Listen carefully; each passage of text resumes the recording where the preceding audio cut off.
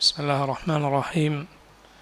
الحمد لله رب العالمين، وأشهد أن لا إله إلا الله وحده لا شريك له، وأشهد أن محمدا عبده ورسوله صلى الله وسلم عليه وعلى آله وأصحابه أجمعين.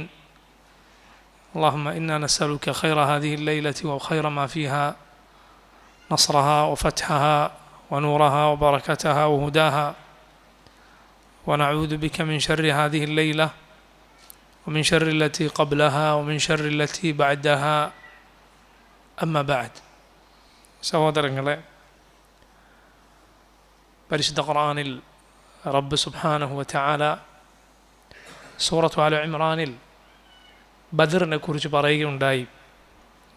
വലഖദ് നസറക്കുമുല്ലാഹു ബിബദ്രിൻ വഅൻതും അദില്ല ഫത്തഖുല്ലാഹ ലഅല്ലക്കും തഷ്കുറൂൻ. വലഖദ് നസറക്കുമുല്ലാഹ്, അള്ളാഹു നിങ്ങളെ സഹായിച്ചിരിക്കുന്നു, ബിബദ്രിൻ, ബദറിൽ വെച്ച്, വഅൻതും അദില്ല, നിങ്ങൾ വളരെ ദുർബലരായിരുന്ന സമയത്ത്, ഫത്തഖുല്ലാഹ്, അതുകൊണ്ട് നിങ്ങൾ അള്ളാഹുവിനെ സൂക്ഷിക്കുക, ലഅല്ലക്കും തഷ്കുറൂൻ, അള്ളാഹുവിനെ നന്ദി കാണിക്കുന്നവരാകാൻ വേണ്ടി. നോക്കൂ, ബദറിൽ റബ്ബ് സുബ്ഹാനഹു വതആല നബി സല്ലല്ലാഹു അലൈഹി വസല്ലമയെയും മുഅ്മിനീങ്ങളെയും സഹായിച്ചതിന് നന്ദി കാണിക്കേണ്ടവരാണ് അന്ത്യനാൾ വരെയുള്ള മുഅ്മിനുകൾ, ഖിയാമത്ത് നാൾ വരെയുള്ള മുഅ്മിനുകൾ. എന്തുകൊണ്ടാണത്? കാരണം അവർക്ക് അള്ളാഹു നൽകിയ വിജയം നമുക്ക് നൽകിയ വിജയമാണ്. അള്ളാഹു അവർക്ക് നൽകിയ നിലനിൽപ്പ് നമ്മുടെ നിലനിൽപ്പാണ്. അതുകൊണ്ടാണ് ബദറിൻ്റെ തലേന്ന് അള്ളാഹുവിൻ്റെ റസൂൽ സല്ലല്ലാഹു അലൈഹി വസല്ലം അള്ളാഹുവിനോട് ഇരു കൈകളും ഉയർത്തി ഉയർത്തി ഉയർത്തിയ രണ്ട് കൈകളും മുകളിലേക്ക് പോയി എന്നാണ്. അങ്ങേയറ്റത്തെ പ്രയാസം കടുത്താലാണ് റസൂലുള്ളാഹി സ്വല്ലല്ലാഹു അലൈഹി വസല്ലം പ്രാർത്ഥിക്കുമ്പോൾ അങ്ങനെ കൈ ഉയർത്താറുള്ളത്. ഉയർത്തി ഒടുവിൽ നബിയുടെ ചുമലിലുണ്ടായിരുന്ന തട്ടം താഴേക്ക് വീണുപോയി എന്നാണ്. നബി സല്ലല്ലാഹു അലൈഹി വസല്ലം റബ്ബിനോട് പറഞ്ഞു, ഇൻ തഹ്ലിക് ഹാദിഹിൽ ഇസാബ ലൻ തുഅബദ് ഫിൽ അർദ്. റബ്ബേ, ഈ ചെറിയ സംഘത്തെ നീ നശിപ്പിക്കുകയാണ് എങ്കിൽ പിന്നെ ഈ ഭൂമിയിൽ നിന്നെ ഇബാദത്ത് ചെയ്യുന്നവരുണ്ടാവുകയില്ല, അള്ളാഹുവിനെ മാത്രം ഇബാദത്ത് ചെയ്യുന്ന മുഅ്മിനീങ്ങൾ ഉണ്ടാവുകയില്ല. അതുകൊണ്ട് ആ വിജയം അന്ത്യനാൾ വരെയുള്ള മുഅ്മിനീങ്ങളുടെ വിജയമാണ്. ഹിജ്റ 2ാമത്തെ വർഷം ആണ് ബദർ സംഭവിക്കുന്നത്. ഇതുപോലൊരു റമദാനിൽ, ചരിത്രത്തിൻ്റെ ഗ്രന്ഥങ്ങളിൽ അത് റമദാൻ 17 എന്ന് കാണാം. മുഅ്മിനീങ്ങൾ വളരെ ചെറിയ സംഘമായിരുന്നു, 300 ചില്ലാനം ആളുകൾ മാത്രം. അവരുടെ 3 ഇരട്ടി വരുന്ന ശത്രുക്കളാണ്. അവരാകട്ടെ സർവായുധ സജ്ജരായിട്ടാണ് വരുന്നത്. മുസ്ലിമീങ്ങളുടെ കയ്യിൽ സാധാരണ അവർ കൊണ്ടു നടക്കാറുള്ള ആയുധം മാത്രമേ ഉണ്ടായിരുന്നുള്ളൂ. അവരൊരു കച്ചവട സംഘത്തെ നേരിടാൻ പുറപ്പെട്ടതായിരുന്നു. ഈ വലിയ സംഘത്തെ ആയിരുന്നില്ല അവർ പ്രതീക്ഷിച്ചിരുന്നത്. നോക്കൂ, അങ്ങനെ റസൂലുള്ളാഹി സല്ലല്ലാഹു അലൈഹി വസല്ലമയും സഹാബത്തും അധികം വാഹനങ്ങളില്ലാതെ ആയുധങ്ങളില്ലാതെ ആണ് ബദറിൽ എത്തിച്ചേരുന്നത്. റബ്ബ് സുബ്ഹാനഹു വതആലയോട് റസൂലുള്ളാഹി സല്ലല്ലാഹു അലൈഹി വസല്ലമയും മുഅ്മിനീങ്ങളും സഹായം തേടുകയാണ്. അള്ളാഹു അതേക്കുറിച്ച് ഖുർആനിൽ പറഞ്ഞു, ഇദ് തസ്തഗീഥൂന റബ്ബക്കും, നിങ്ങൾ നിങ്ങളുടെ റബ്ബിനോട് സഹായം തേടിയ സന്ദർഭം, ഇസ്തിഗാഥ നടത്തിയ സന്ദർഭം. ഫസ്തജാബ ലക്കും, അള്ളാഹു നിങ്ങൾക്ക് ഉത്തരം നൽകുകയുണ്ടായി. ഇസ്തിഗാഥ എന്നത് കേവല സഹായത്തേട്ടം മാത്രമല്ല, മറിച്ച് അത് കുടുങ്ങിയാലുള്ള സഹായത്തേട്ടമാണ്.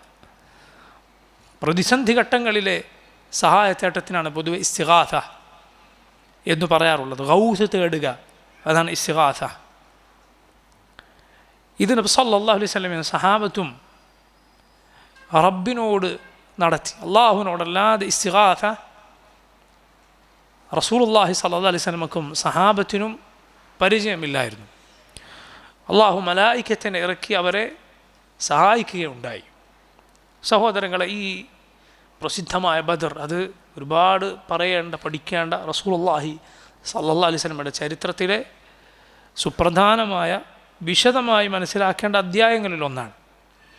അള്ളാഹു ആ ദിവസത്തെ ഖുർആനിൽ യൗമുൽ ഫുർഖാൻ എന്ന് വിശേഷിപ്പിച്ചിരിക്കുന്നു. സത്യവും അസത്യവും വേർതിരിഞ്ഞ ദിവസമാണ്. സത്യവും അസത്യവും വേർതിരിഞ്ഞ ദിവസം.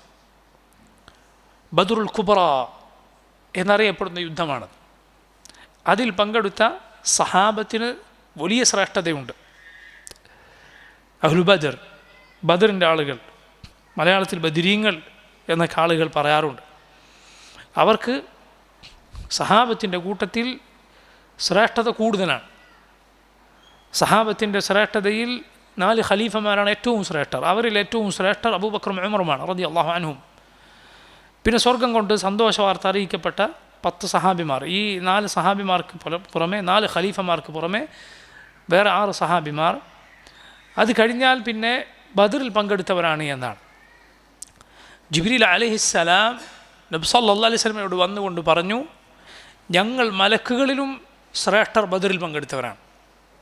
ഞങ്ങൾ മലക്കുകളിലും ശ്രേഷ്ഠരാണ്, ബദറിൽ പങ്കെടുത്ത മലക്കുകളാണ് എന്ന് ജിബ്രീൽ അലൈഹിസ്സലാം പറയുകയുണ്ടായി. അത്രയും പ്രത്യേകതകളുള്ള ഇസ്ലാമിക ചരിത്രത്തിലെ സുപ്രധാനമായ ഏടുകളിലൊന്നാണ് ബദർ. ബദറിന് ശേഷം മുസ്ലിമീങ്ങൾക്ക് കൂടുതൽ ഇസ്സത്തുണ്ടായി. അതുകൊണ്ടാണ് മുനാഫിക്കുകൾ ഇസ്ലാമിക ചരിത്രത്തിൽ പ്രത്യക്ഷപ്പെട്ടത് ബദറിന് ശേഷമായിരുന്നു എന്നാണ്. ബദറിന് ശേഷം. അതിനു മുൻപ് മുസ്ലിമാണെന്ന് പറഞ്ഞാൽ ഒരു പ്രതാപം, ഒരു ശക്തി ആളുകൾക്ക് തോന്നാറില്ലായിരുന്നു. എന്നാൽ ബദറിന് ശേഷം കാര്യങ്ങൾ മാറി. അതിനുശേഷമാണ് മുനാഫിക്കുകൾ, ഇസ്ലാം പുറമേക്ക് നടിക്കുന്ന ആളുകൾ പ്രത്യക്ഷപ്പെട്ടത് എന്നാണ്. അപ്പോൾ സുബ്ഹാനല്ലാഹ്, എന്തായിരിക്കും ആ ബദറിന് ഉള്ള സ്ഥാനം? ബദർ ഇസ്ലാമിക ചരിത്രത്തിൽ ഉണ്ടാക്കിയ സ്വാധീനം എത്ര വലുതാണ് എന്നാലോചിച്ച് നോക്കുക.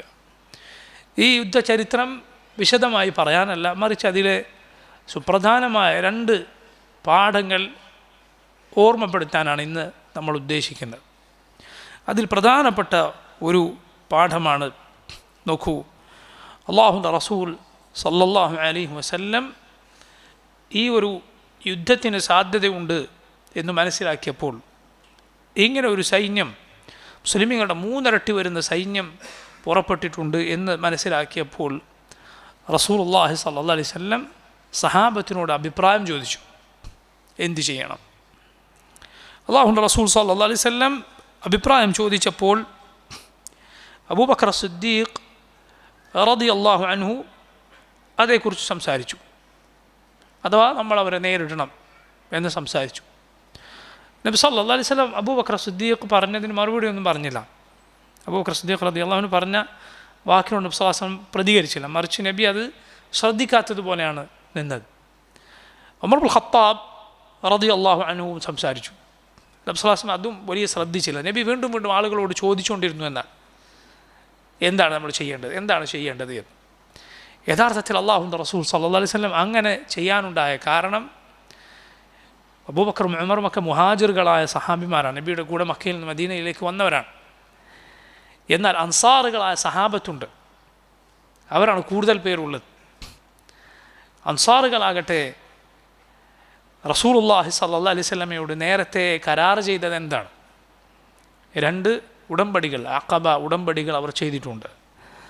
നബി സല്ലല്ലാഹു അലൈഹി വസല്ലം മദീനയിലേക്ക് വരുന്നതിന് മുൻപ് മക്കയിൽ 2 തവണ മദീനയിൽ ഉള്ള സഹാബത്ത് 2 സംഘങ്ങളായി വന്ന് ഇസ്ലാം സ്വീകരിക്കുകയും എന്നിട്ട് മദീനയിലേക്ക് വന്നാൽ ഞങ്ങൾ സഹായിക്കും, മദീനയിലേക്ക് വന്നാൽ അങ്ങേ നമ്മൾ സംരക്ഷിക്കും, ശത്രുക്കൾക്ക് വിട്ടുകൊടുക്കുകയില്ല എന്നെല്ലാം കരാർ ചെയ്തിട്ടുണ്ടായിരുന്നു. ഇതിനാണ് അഖബ ഉടമ്പടികൾ എന്ന് പറയുന്നത്.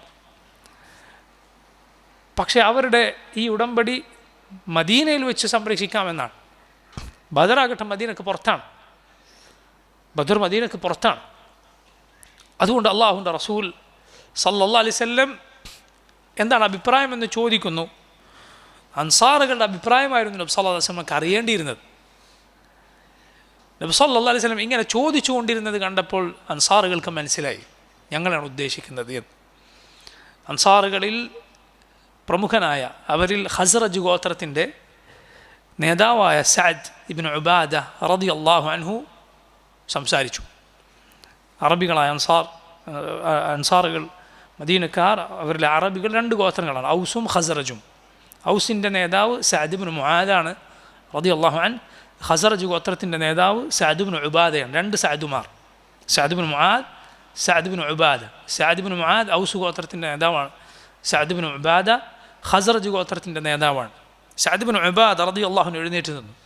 അദ്ദേഹം പറഞ്ഞു, ഇയ്യാന തുരീദു യാ റസൂലല്ലാഹ്, അല്ലാഹുവിൻ്റെ റസൂലേ, അങ്ങ് ഞങ്ങളെയാണോ ഉദ്ദേശിക്കുന്നത്? വല്ലദീ നഫ്സി ബിയദിഹ്, എൻ്റെ നഫ്സ്, എൻ്റെ ആത്മാവ് ആരുടെ കയ്യിലാണോ ആ റബ്ബ് തന്നെ സത്യം. ലൗ അമർതന അൻ നുഖീദഹൽ ബഹ്റ ലഅഖദ്നാഹ, ഇതാ ഈ ഒട്ടകങ്ങളെയും കൊണ്ട് ഈ കടലിൽ മുങ്ങാനാണോ അങ്ങ് ഞങ്ങളോട് കൽപ്പിക്കുന്നത്? എങ്കിൽ ഞങ്ങൾ അവയും കൊണ്ട് അതിൽ മുങ്ങും. വലൗ അമർതന അൻ നദ്രിബ അക്ബാദഹ ഇലാ ബർക്കിൽ ഗിമാദ് ലഫഅൽന, ബർക്കുൽ ഗിമാദ് എന്ന് പറയുന്ന വിദൂരത്തുള്ള ദേശം, അവിടേക്ക് ഈ ഒട്ടകങ്ങളെയും കൊണ്ട് പോകണം എന്നാണോ അങ്ങ് ഞങ്ങളോട് കൽപ്പിക്കുന്നത്? ഞങ്ങളത് ചെയ്യും. സഅദ് ഇബ്നു ഉബാദ റളിയല്ലാഹു അൻഹു നബി സല്ലല്ലാഹു അലൈഹി വസല്ലമയോട് മറുപടി പറഞ്ഞു. അതുപോലെ നോക്കൂ, ആ സമയത്ത് അള്ളാഹുവിൻ്റെ റസൂൽ സല്ലല്ലാഹു അലൈഹി വസല്ലമയെ സന്തോഷിപ്പിച്ച മറുപടി പറഞ്ഞ മറ്റൊരു സഹാബിയായിരുന്നു അൽ മിഖ്ദാദ് ഇബ്നുൽ അസ്വദ് റളിയല്ലാഹു അൻഹു. ഇമാം ബുഖാരിയുടെ സഹീഹിലും മറ്റും കാണാം. ഇബ്നു മസ്ഊദ്, അബ്ദുല്ലാഹ് ബിൻ മസ്ഊദ് റളിയല്ലാഹു അൻഹു പറയുകയാണ്, ഷഹിദ്തു മിനൽ മിഖ്ദാദ് ഇബ്നുൽ അസ്വദ് മശ്ഹദൻ. മിഖ്ദാദ് ഇബ്നുൽ അസ്വദ് സംസാരിച്ച ഒരു രംഗമുണ്ട്, ഞാൻ ആ രംഗത്തിന് സാക്ഷിയാണ്. ലഅൻ അകൂന സാഹിബഹു അഹബ്ബു ഇലയ്യ മിമ്മ ഉദില ബിഹ്, ഞാനായിരുന്നുവെങ്കിൽ അത് എന്ന് ഞാൻ അതിയായി ആഗ്രഹിക്കുന്നു.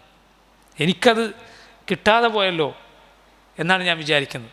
അങ്ങനെ ഒരു സ്ഥാനത്തിന് പകരം മറ്റൊന്നും ഞാൻ സ്വീകരിക്കില്ല. അത്രയും വലിയൊരു രംഗമാണ് ഞാൻ സാക്ഷ്യം വഹിക്കുന്നത്. അത് ആ രംഗത്ത് സംസാരിച്ചത് ആരായിരുന്നു? മിഖ്ദാദ് ഇബ്നുൽ അസ്വദ്. എന്താണ് മിഖ്ദാദ് പറഞ്ഞത്?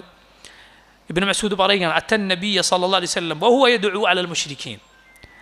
റസൂലുള്ളാഹി സ്വല്ലല്ലാഹു അലൈഹി വസല്ലം മുസ്ലിമീങ്ങൾക്കെതിരിൽ ദുആ ചെയ്തുകൊണ്ടിരിക്കുക, അല്ലെങ്കിൽ ആളുകളെ യുദ്ധത്തിന് പ്രേരിപ്പിച്ചുകൊണ്ടിരിക്കെ എന്തുണ്ടായി? മിഖ്ദാദ് റളിയല്ലാഹു അൻഹു നബിയോട് പറഞ്ഞു, ലാ നഖൂലു കമാ ഖാല ഖൗമു മൂസ, മൂസ അലൈഹിസ്സലാമിൻ്റെ ജനത പറഞ്ഞതുപോലെ ഞങ്ങളൊരിക്കലും നബിയെ അങ്ങയോട് പറയുകയില്ല. മൂസ അലൈഹിസ്സലാം പറഞ്ഞത്, മൂസാ നബിയോട് ജനങ്ങൾ തിരിച്ചു പറഞ്ഞത് എന്തായിരുന്നു? പരിശുദ്ധ ഖുർആൻ സൂറത്തുൽ മാഇദയിലുണ്ട്, നമ്മൾ കേട്ട ആയത്തുകളാണത്. എന്താണത്? അള്ളാഹു അവരോട് പഴയ കാലത്ത് ബനു ഇസ്രായേലരോട് ബൈത്തുൽ മുഖദ്ദസ് അടങ്ങുന്ന ആ പരിശുദ്ധ ഭൂമിയിലേക്ക് പ്രവേശിക്കാൻ ഇസ്രായേലരോട് പറഞ്ഞു. അവിടെ വലിയ ശാരീരിക ശേഷിയും മറ്റുമുള്ള ആളുകളുണ്ടായിരുന്നു, വലിയ കായിക ബലമുള്ള ആളുകൾ. അപ്പോൾ അങ്ങോട്ടേക്ക് കയറണമായിരുന്നു. അള്ളാഹു അവർ അതിനേക്കാൾ വലിയ ആളുകളിൽ നിന്ന്, ഫിറഔനിൽ നിന്നും കൂട്ടരിൽ നിന്നും അള്ളാഹു അവരെ രക്ഷപ്പെടുത്തിയിട്ടുണ്ട്. അതിന് ശേഷമാണ് ഈ സംഭവം. മൂസ അലൈഹിസ്സലാം പറഞ്ഞു, അങ്ങോട്ടേക്ക് കയറൂ നിങ്ങൾ, അള്ളാഹു നിങ്ങളെ വിജയിപ്പിക്കും. അപ്പോൾ അവർ പറഞ്ഞു, ഇല്ല, അവിടെ വലിയ ശക്തരായ ഒരു കൂട്ടം ആളുകളുണ്ട്, അവരവിടെ നിന്ന് ഇറങ്ങിപ്പോകാതെ ഞങ്ങൾ അങ്ങോട്ടേക്ക് കയറുകയില്ല. അപ്പോൾ മുഅ്മിനുകളായ രണ്ടുപേർ അവരെ വീണ്ടും ഉപദേശിച്ചു എന്നാണ്. അല്ല, നിങ്ങൾ കയറൂ, ഫൈദാ ദഖൽതുമൂഹു ഫഇന്നകും ഗാലിബൂൻ, നിങ്ങൾ കയറിയാൽ അള്ളാഹു നിങ്ങൾക്ക് വിജയം നൽകും.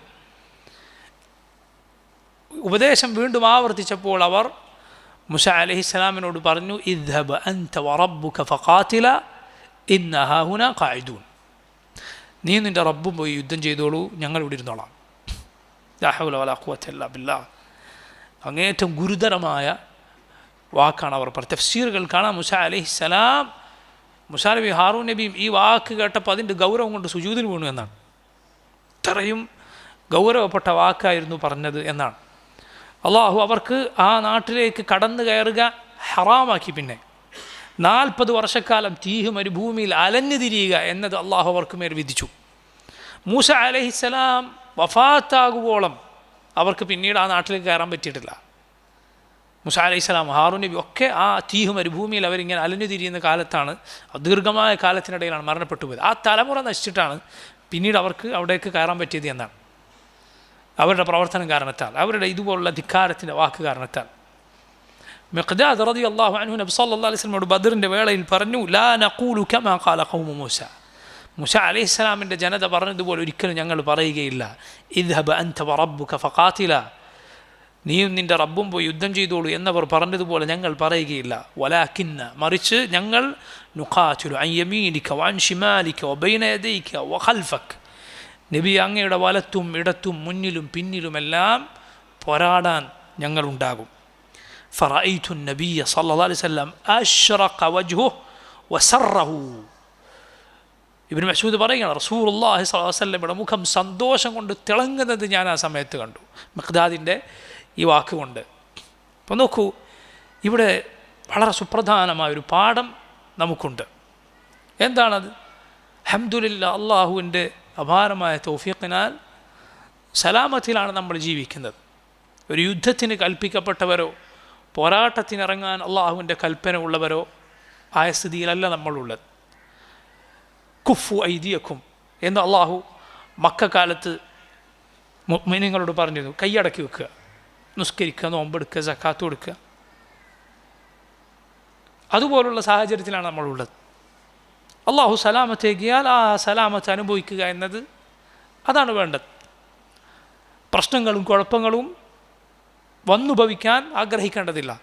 എന്തിന്? ഇസ്ലാമിക യുദ്ധത്തെക്കുറിച്ച് പോലും റസൂലുള്ളാഹി സ്വല്ലല്ലാഹു അലൈഹി വസല്ലം പറഞ്ഞു, ലാ തതമന്നൗ ലിഖാ അൽ അദു, നിങ്ങൾ ശത്രുവിനെ കണ്ടുമുട്ടാൻ ഒരിക്കലും കൊതിക്കരുത്. ലാ തതമന്നൗ ലിഖാ അൽ അദു, എന്നാൽ ഫഇദാ ലഖീതുമൂഹും ഫസ്ബുതു, നിങ്ങളുടെ ശത്രുക്കളെ കണ്ടുമുട്ടാൻ ആഗ്രഹിക്കരുത്, മറിച്ച് അള്ളാഹുവിനോട് നിങ്ങൾ ആഫിയത്ത് ചോദിക്കുക, സൗഖ്യം അഥവാ കുഴപ്പത്തിൽ പെടാതെ സലാമത്തിൽ ജീവിക്കാനാണ് നിങ്ങൾ അള്ളാഹുവിനോട് ചോദിക്കേണ്ടത്. പക്ഷേ അവരെ കണ്ടുമുട്ടിയാൽ ഫസ്ബുതു, കണ്ടുമുട്ടേണ്ടി വന്നാൽ ഉറച്ചു നിന്നുകൊള്ളുക, യുദ്ധമുഖത്ത് കണ്ടുമുട്ടേണ്ടി വന്നാൽ ഉറച്ചു നിന്നുകൊള്ളുക എന്ന് റസൂലുള്ളാഹി സ്വല്ലല്ലാഹു അലൈഹി വസല്ലം പറയുകയുണ്ടായി.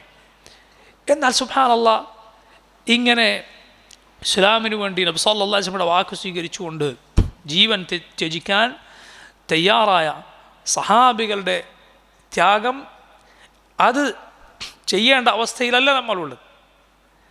പക്ഷെ അത്രയൊന്നും പ്രയാസമില്ലാത്ത, അതിനേക്കാൾ എത്രയോ നിസാരമായ കാര്യങ്ങൾ അള്ളാഹുവിൻ്റെ റസൂൽ സല്ലല്ലാഹു അലൈഹി വസല്ലമയുടെ കൽപ്പന ഉണ്ടായിരിക്കെ അതനുസരിക്കാത്ത, നബി സല്ലല്ലാഹു അലൈഹി വസല്ലമയെ നബിയുടെ വാക്ക് സ്വീകരിക്കാത്ത എത്ര ആളുകളാണ് ഈ ഉമ്മത്തിലുള്ളത്. അള്ളാഹുവിൻ്റെ റസൂൽ സല്ലല്ലാഹു അലൈഹി വസല്ലമയുടെ വാക്ക് സ്വീകരിക്കുക. നബി സല്ലല്ലാഹു അലൈഹി വസല്ലം, മുഹമ്മദ് സല്ലല്ലാഹു അലൈഹി വസല്ലം അള്ളാഹുവിൻ്റെ റസൂലാണ് എന്ന് വിശ്വസിക്കുന്നുണ്ടോ? 3 ബാധ്യതകൾ നമുക്കുണ്ട്. ഒന്ന്, അള്ളാഹുവിൻ്റെ റസൂൽ സല്ലല്ലാഹു അലൈഹി വസല്ലം പറഞ്ഞു തന്ന കാര്യങ്ങൾ മുഴുവൻ വിശ്വസിക്കുക. 2, നബി കൽപ്പിച്ചതനുസരിക്കുക, നബി വിലക്കിയത് ഒഴിവാക്കുക. 3, നബി സല്ലല്ലാഹു അലൈഹി വസല്ലം പഠിപ്പിച്ചതുപോലെ മാത്രം അള്ളാഹുവിനെ ഇബാദത്ത് ചെയ്യുക. നോക്കൂ നിങ്ങൾ, അള്ളാഹുവിൻ്റെ റസൂൽ സല്ലല്ലാഹു അലൈഹി വസല്ലം ഒരു കാര്യം പറഞ്ഞു, പക്ഷേ ചിലർ പറയുന്നത് അത് എൻ്റെ ബുദ്ധിക്ക് യോജിക്കുന്നില്ല, വേറെ ചിലർ പറയുന്നു അത് സയൻസിന് യോജിക്കുന്നില്ല, വേറെ ചിലർ പറയുന്നത് കാലത്തിന് യോജിക്കുകയില്ല, അതെൻ്റെ പാർട്ടിക്ക് യോജിക്കുകയില്ല. അള്ളാഹുവിൻ്റെ റസൂൽ സല്ലല്ലാഹു അലൈഹി വസല്ലമയുടെ വാക്ക് ഇങ്ങനെ പറയുന്ന നന്ദി കെട്ട ആളുകളിൽ മുഹമ്മദ് റസൂലുള്ളാഹി സ്വല്ലല്ലാഹു അലൈഹി വസല്ലം അള്ളാഹുവിൻ്റെ റസൂലാണെന്ന ഷഹാദത്ത് ശരിക്കുറച്ചിട്ടില്ലാത്ത ആളുകളിൽ നമ്മൾ ഉൾപ്പെട്ടുകൂടാ. ഇന്നമാ കാന ഖൗലൽ മുഅ്മിനീന ഇദാ ദുഊ ഇലല്ലാഹി വറസൂലിഹി ലിയഹ്കുമ ബൈനഹും അൻ യഖൂലു സമഅനാ വഅതഅനാ വഉലൈക ഹുമുൽ മുഫ്ലിഹൂൻ. അള്ളാഹു പറഞ്ഞു, അള്ളാഹുലേക്കും റസൂലിലേക്കും വിളിക്കപ്പെട്ടാൽ മുഅ്മിനുകളുടെ വാക്ക് ഞങ്ങൾ കേട്ടു, ഞങ്ങൾ അനുസരിച്ചു, കേട്ടിരിക്കുന്നു, അനുസരിച്ചിരിക്കുന്നു എന്ന് മാത്രമാണ്, അവരാണ് വിജയികൾ. അള്ളാഹു ഖുർആനിൽ പറഞ്ഞു, യാ അയ്യുഹല്ലദീന ആമനു ലാ തുഖദ്ദിമു ബൈന യദയില്ലാഹി വറസൂലിഹി വത്തഖുല്ലാഹ്, നിങ്ങൾ അള്ളാഹുവിനെയും അവൻ്റെ റസൂലിനെയും മറികടക്കാൻ ശ്രമിക്കരുത്, അള്ളാഹുവിനെ നിങ്ങൾ സൂക്ഷിക്കുക. യാ അയ്യുഹല്ലദീന ആമനു ലാ തർഫഉ അസ്വാതകും ഫൗഖ സൗത്തിൻ നബി, നിങ്ങൾ നിങ്ങളുടെ ശബ്ദം നബിയുടെ ശബ്ദത്തെക്കാൾ മുകളിൽ ഉയർത്തരുത്. നബി സല്ലല്ലാഹു അലൈഹി വസല്ലമയുടെ ശബ്ദത്തെക്കാൾ ശബ്ദമുയർത്തി സംസാരിക്കുന്നത് അള്ളാഹു വിലക്കിയിട്ടുണ്ട് എങ്കിൽ നബി പറഞ്ഞ ആശയങ്ങൾക്കും നബി പറഞ്ഞ ദീനിനും എതിരിൽ സംസാരിക്കുക എത്ര വലിയ തെറ്റായിരിക്കും. ശബ്ദമുയർത്തിയാൽ നബിയുടെ ശബ്ദത്തെക്കാൾ ശബ്ദമുയർത്തിയവൻ്റെ ആമൽ പൊളിഞ്ഞു പോയിരിക്കുന്നു എന്നാണ് സൂറത്തുൽ ഹുജറാത്തിൽ അള്ളാഹു പറഞ്ഞത്. അപ്പം നബി കൊണ്ടുവന്ന ദീനിനെതിരിൽ സല്ലല്ലാഹു അലൈഹി വസല്ലമയുടെ ഹദീസ് എനിക്ക് യോജിക്കുകയില്ല, അത് ബുദ്ധിക്ക് യോജിക്കുകയില്ല എന്നൊക്കെ പറഞ്ഞ് തള്ളിക്കളയുന്ന ആളുകളുടെ സ്ഥിതി നോക്കൂ നിങ്ങൾ. അത് കടുത്ത ബിദ്അത്താണ്, അത് കുഫറാണ് യഥാർത്ഥത്തിൽ, ഇസ്ലാമിൽ നിന്ന് തന്നെ പുറത്തു പോയേക്കാവുന്ന കാര്യമാണ്. വളരെ വളരെ ശ്രദ്ധിക്കുക. റസൂലുള്ളാഹി സ്വല്ലല്ലാഹു അലൈഹി വസല്ലമയിൽ നിന്ന് ഒരു ഹദീസ് സ്ഥിരപ്പെട്ടു വന്നോ സഹീഹായി വന്നോ അത് സ്വീകരിക്കുക ഒരു മുഅ്മിനിൻ്റെ, ഒരു മുസ്ലിമിൻ്റെ ബാധ്യതയാണ്. എന്നാലേ അവൻ മുസ്ലിമാകും. കാരണം നബി സല്ലല്ലാഹു അലൈഹി വസല്ലം സംസാരിക്കുന്നത് അള്ളാഹുവിൻ്റെ വഹി അനുസരിച്ചാണ്. റസൂലുള്ളാഹി സ്വല്ലല്ലാഹു അലൈഹി വസല്ലം സംസാരിക്കുന്നത് അള്ളാഹുവിൻ്റെ വഹി അനുസരിച്ചാണ്, സ്വന്തം ഇഷ്ടപ്രകാരമല്ല. അതുകൊണ്ടാണ് റബ്ബ് പറഞ്ഞത് മയ്യുത്തിഇർ റസൂല ഫഖദ് അതാ അല്ലാഹ്. റസൂൽ സല്ലല്ലാഹു അലൈഹി വസല്ലം ആരെങ്കിലും അനുസരിച്ചാൽ അവൻ അള്ളാഹുവിനെ അനുസരിച്ചിരിക്കുന്നു. നോക്കൂ നിങ്ങൾ, റാഫി ബിൻ ഖദീജ് റളിയല്ലാഹു അൻഹു എന്ന മഹാനായ സഹാബി പറയുന്നത് കാണാം, നബി സല്ലല്ലാഹു അലൈഹി വസല്ലം മദീനയിലേക്ക് വന്നപ്പോൾ ഞങ്ങൾക്ക് ചില ഉപകാരങ്ങളൊക്കെ ഉള്ള ചില കച്ചവട രീതികളും മറ്റും, അല്ലെങ്കിൽ ചില കൂട്ടുകച്ചവടവും മറ്റും, അങ്ങനെയുള്ള ചില കാര്യങ്ങൾ നബി സല്ലല്ലാഹു അലൈഹി വസല്ലം ഞങ്ങളോട് വിലക്ക് ചെയ്യരുതെന്ന് പറഞ്ഞു. ഞങ്ങൾക്ക് അതുകൊണ്ട് ചില ഉപകാരങ്ങൾ നേരത്തെ ഉണ്ടായിരുന്നു. എന്നിട്ട് അദ്ദേഹം പറയുകയാണ്, വതവാഇയത്തുല്ലാഹി വറസൂലിഹി അൻഫഉ ലനാ, എന്നാൽ അള്ളാഹുവിനെയും അവൻ്റെ റസൂലിനെയും അനുസരിക്കലാണ് ഞങ്ങൾക്ക് ഏറ്റവും ഉപകാരമുള്ള കാര്യം. നമുക്ക് തോന്നുകയാണ് ഇവിടെ ദീൻ മാറ്റിവെച്ചാൽ, ഖുർആനും സുന്നത്തിനും പറഞ്ഞ് മാറ്റിവെച്ച് ഇപ്പോൾ ഇത് പിടിച്ചേക്കാം, ഈ ഒരു കച്ചവടം അല്ലെങ്കിൽ ഈ ഒരു രീതി, ഈ ഒരു ഇടപാട് ദീനെതിരാണ്, നബി സല്ലല്ലാഹു അലൈഹി വസല്ലം ഹറാമാക്കിയതാണ് നമുക്കറിയാം. എന്നിട്ടത് ചെയ്താൽ നമുക്ക് എന്തെങ്കിലും ഉപകാരമുണ്ട് എന്നാണ് നമ്മൾ വിചാരിക്കുന്നത്. അല്ല, അതിൽ ഉപകാരമില്ല, അതിൽ ഉപദ്രവമാണുള്ളത്. എന്താകട്ടെ നിങ്ങൾ പലിശ എടുത്ത് നോക്കൂ. അള്ളാഹു പറയാണ് യംഹഖുല്ലാഹു റിബ വയുർബി സദഖാത്ത്. അള്ളാഹു പലിശ തുടച്ചു നീക്കിയിരിക്കുന്നു. വയുർബി സദഖാത്ത്, സദഖ അള്ളാഹു വളർത്തിക്കൊണ്ടുവരും. നമുക്ക് തോന്നും, പലിശക്ക് കൊടുക്കുന്ന ഒരാൾക്ക് എന്ത് തോന്നും? അവനിങ്ങനെ കിട്ടിക്കൊണ്ടിരിക്കുമ്പോൾ എൻ്റെ ലാഭം ഇങ്ങനെ കൂടിക്കൊണ്ടിരിക്കുകയാണ്, എൻ്റെ പെട്ടി നിറഞ്ഞുകൊണ്ടിരിക്കുകയാണ്. പക്ഷേ അതിൽ വലിയ ഓട്ട വീണിട്ടുണ്ട് എന്നവൻ മനസ്സിലാക്കുന്നില്ല. അവന് നഷ്ടമാണ് വന്നുകൊണ്ടിരിക്കുന്നത് എന്നവൻ തിരിച്ചറിയുന്നില്ല. അള്ളാഹു ഹലാലാക്കിയത്, അവൻ അനുവദിച്ചതിൽ അതിൽ മാത്രമേ അവൻ ബറക്കത്ത് വയ്ക്കുകയുള്ളൂ. അള്ളാഹു ഹറാമാക്കിയതിൽ എന്തില്ല? ബറക്കത്തില്ല, യാതൊരു ബറക്കത്തുമില്ല. സാമ്പത്തികമാകട്ടെ, ഏത് കാര്യമാകട്ടെ. അതുകൊണ്ട് റസൂലുള്ളാഹി സ്വല്ലല്ലാഹു അലൈഹി വസല്ലമയെ പിൻപറ്റുക, നബി സല്ലല്ലാഹു അലൈഹി വസല്ലമയെ പിൻപറ്റുക. നിങ്ങൾ ഇബാദത്തുകൾ നോക്കൂ, നബിയെ പിൻപറ്റലാണ് അതിൽ. നിങ്ങൾ ഹാജിമാർ ഹജ്ജിന് ചെന്നാൽ അല്ലെങ്കിൽ ഉംറക്ക് ചെന്നാൽ ചെയ്യുന്നത് നോക്കൂ. അവരൊരു കല്ലിനെ ചുംബിക്കുന്നു, സല്ലല്ലാഹു അലൈഹി വസല്ലം ചുംബിച്ചിട്ടുണ്ട് എന്നതുകൊണ്ടാണ്. അള്ളാഹുവിനുള്ള ഇബാദത്താണ്. അവർ കഅബ തവാഫ് ചെയ്യുന്നു, അതിലാദ്യം 3 ചുറ്റലിൽ ഓടുന്നത് പോലെ നടക്കുന്നു, പിന്നെ നടക്കുന്നു. സഅയ് നോക്കൂ, സഫാ മർവക്കിടയിൽ അവർ നടക്കുന്നു. എന്നിട്ട് ബത്നുൽ വാദി എന്ന് പറയുന്ന പ്രത്യേക സ്ഥലത്ത് ഓടുകയാണ്. റസൂലുള്ളാഹി സ്വല്ലല്ലാഹു അലൈഹി വസല്ലം നടക്കാൻ പറഞ്ഞാൽ നടക്കും, ഓടാൻ പറഞ്ഞാൽ ഓടും, ചുംബിക്കാൻ പറഞ്ഞാൽ ചുംബിക്കും. ഇന്ന സ്ഥലത്ത് രാത്രി കിടന്നുറങ്ങണം, മുസ്ദലിഫയിൽ. അവിടെ ഉള്ള ഇബാദത്ത് എന്താണ്? അൽ മബീത്ത് എന്ന് പറഞ്ഞാൽ എന്താണ്? അവിടെ രാപ്പാർക്ക്, അന്ന് രാത്രി അവിടെ. റസൂലുള്ളാഹി സ്വല്ലല്ലാഹു അലൈഹി വസല്ലം അതാണ് പഠിപ്പിച്ചത്. അതാണ് അള്ളാഹുവിൻ്റെ റസൂൽ സ്വല്ലല്ലാഹു അലൈഹി വസല്ലം പിൻപറ്റുക എന്നതാണ്, അതിനാണ് രക്ഷാമാർഗ്ഗം. കാരണം അവിടുന്ന് അള്ളാഹുവിൻ്റെ റസൂലാണ്. അതാണ് കാരണം, അള്ളാഹുവിൻ്റെ റസൂലാണ് റസൂലുള്ളാഹി സ്വല്ലല്ലാഹു അലൈഹി വസല്ലം. അവിടുന്ന് ഖൈർ മാത്രമേ കൽപ്പിച്ചിട്ടുള്ളൂ. ആ പഠിപ്പിച്ച കാര്യങ്ങളിലെല്ലാം അള്ളാഹുവിൻ്റെ ഹിക്മത്തുണ്ട്, യുക്തിയുണ്ട്. പക്ഷേ എല്ലാ കൽപ്പനയിലും യുക്തി എപ്പോഴും നമുക്ക് മനസ്സിലായിക്കൊള്ളണമെന്നില്ല. ഇപ്പോൾ ഇബാദത്തുകളുടെ വിശദാംശങ്ങൾ, എന്തുകൊണ്ട് റുക്കൂ അങ്ങനെ, എന്തുകൊണ്ട് ഇഅ്തിദാൽ അങ്ങനെ, എന്തുകൊണ്ട് ഇടയിലിരുത്തം ഇങ്ങനെ, എല്ലാത്തിൻ്റെ പിന്നിലും വിശദാംശം അള്ളാഹു നമുക്ക് പറഞ്ഞു തന്നുകൊള്ളണം എന്നില്ല. പക്ഷേ ഈ ദീൻ മൊത്തത്തിൽ ഹിക്മത്തിൻ്റെ അടിസ്ഥാനത്തിലാണ്, യുക്തിയുടെ അടിസ്ഥാനത്തിലാണ്. അള്ളാഹു ഹക്കീമാണ് എന്നത് മനസ്സിലായാൽ മതി നമുക്ക്. ഏതുപോലെ ഒരു ഡോക്ടറെ കുറിച്ച് നിനക്കറിയാം, അയാളിത് പഠിച്ച ആളാണ്. നീ ചെന്നാൽ അയാൾ ചെയ്യുന്ന ഓരോ പ്രവർത്തനത്തിൻ്റെയും, അയാൾ നിർദ്ദേശിക്കുന്ന ഓരോ ചികിത്സയുടെയും, ഓരോ മരുന്നിൻ്റെയും യുക്തി എന്താണെന്ന് അറിഞ്ഞിട്ടല്ല നീ പോയി അത് വാങ്ങുന്നത്, അത് കഴിക്കുന്നത്. ഇതിൽ എന്തൊക്കെ ഇൻഗ്രീഡിയൻസാണ് അടങ്ങിയിട്ടുള്ളത്, ഇത് ഓരോ രോഗത്തിന് എവിടെ പോയിട്ടാണ് ഇതൊക്കെ പഠിച്ചിട്ടാണ് നീ അത് വാങ്ങി കഴിക്കുന്നത്? അല്ല, അയാളത് പഠിച്ചിട്ടുണ്ട് എന്ന് എനിക്കറിയാം. ആ അറിവ് അനുസരിച്ച് പ്രവർത്തിക്കുക എന്നതാണ് ബുദ്ധി. അതിലാണ് ബുദ്ധിയുള്ളത്. ഇപ്പോൾ ചില ആളുകൾ ചോദിക്കാറുണ്ട്, തർക്കം വന്നാൽ ആര് പറഞ്ഞ് നമ്മൾ സ്വീകരിക്കും, ആര് പറയുന്നത് നമ്മൾ എടുക്കുക?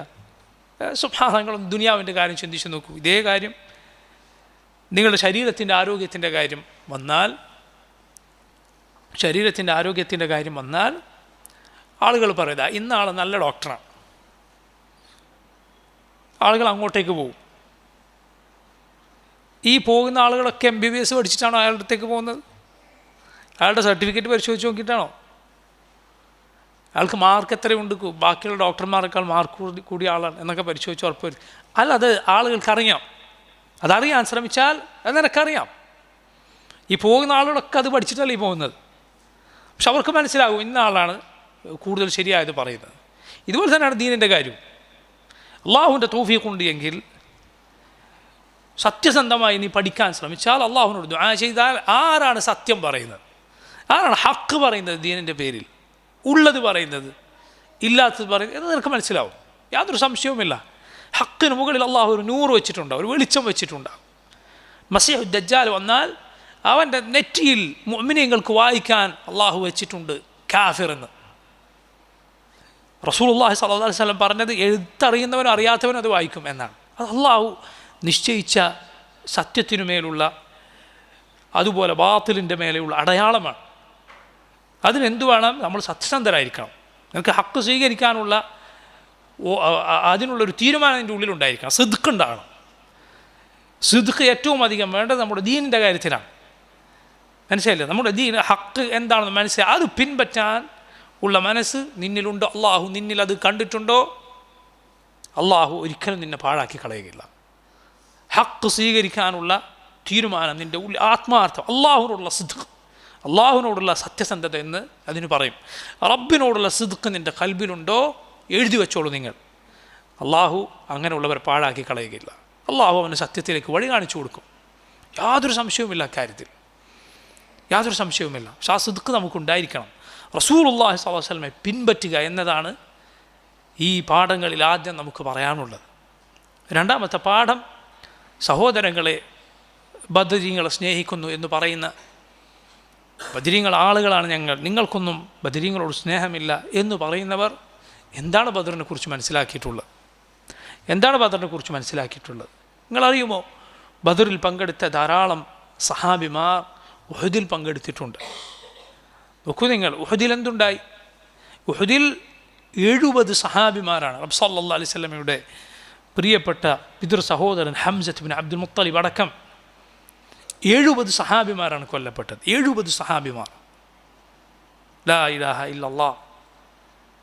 അല്ലാഹു ഖുർആനിൽ പറഞ്ഞു, അവലമ്മ അസാബത്കും മുസീബത്തുൻ ഖദ് അസബ്തും മിസ്ലൈഹാ ഖുൽതും അന്ന ഹാദാ ഖുൽ ഹുവ മിൻ ഇൻദി അൻഫുസികും. നിങ്ങൾക്ക് ഇപ്പോൾ ഇതാ പരിക്ക് പറ്റിയിരിക്കുന്നു, നഷ്ടമുണ്ടായിരിക്കും, ഇതിനേക്കാൾ ഇരട്ടി നഷ്ടം നിങ്ങൾ നേരത്തെ അവർക്ക് ഏൽപ്പിച്ചിട്ടുണ്ടായിരുന്നു. കാരണം ബദറിൽ മുശ്രിക്കുകളിൽ 70 പേർ കൊല്ലപ്പെടുകയും 70 പേർ തടവിലാക്കപ്പെടുകയും ചെയ്തു. ആ 70 പേരാണെങ്കിൽ സനാദീദ് ഖുറൈശികളുടെ തലവന്മാരായിരുന്നു. അബൂജഹൽ അടക്കമുള്ള തലവന്മാരാണ് ബദറിൽ കൊല്ലപ്പെട്ടത്. മക്ക അതിൻ്റെ കരളൊക്കെ എടുത്ത് പുറത്തിട്ടിരിക്കുന്നു എന്നാണ് ബദറിനെ കുറിച്ച് റസൂലുള്ളാഹി സ്വല്ലല്ലാഹു അലൈഹി വസല്ലം പറഞ്ഞത്. എല്ലാം കൂടി പുറത്തേക്ക് വന്നിരിക്കുന്നു എന്ന്.